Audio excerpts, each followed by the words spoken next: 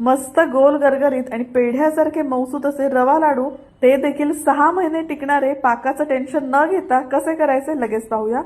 अर्धा किलो म्हणजे 4 वाट्या बारीक रवा मंद गॅसवर मी कोरडाच भाजून घेतला। 5-6 मिनिटांनंतर यामध्ये घालूया साजूक तूप।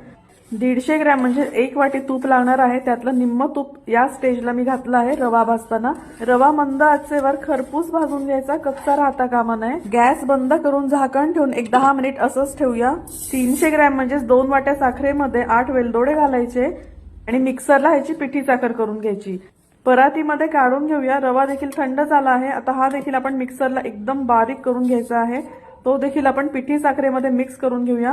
आता जे अर्धी वाटी तूप शिल्लक होतं त्यामध्ये आपण बदामचे काप मस्तपैकी फ्राय करून घेऊया आणि हे तूप थंड झाल्यानंतर मगच आपल्याला हे रव्यावर घालून घ्यायचं आहे। आता हे सगळं व्यवस्थित मिक्स करायचं आणि मस्त गोल गरगरीत असे 6 महिने टिकणारे रव्याचे पेढ्यासारखे मऊसूत असे लाडू वळून घ्यायचे। झालेत की नाही मस्त? रेसिपी सोपी आहे, करून पहा। आणि एवढ्या प्रमाणात साधारण 23 लाडू झाले आहे। वजनी प्रमाण म्हणाल तर 895 ग्रॅम हे भरलेले आहेत। सध्या आपल्या चॅनलवर दिवाळी स्पेशल फराळ सिरीज चालू आहे। मऊसूत बेसन लाडू देखील मी तुम्हाला दाखवले आहेत, पाहिले नसतील तर एकदा नक्की चेक करा।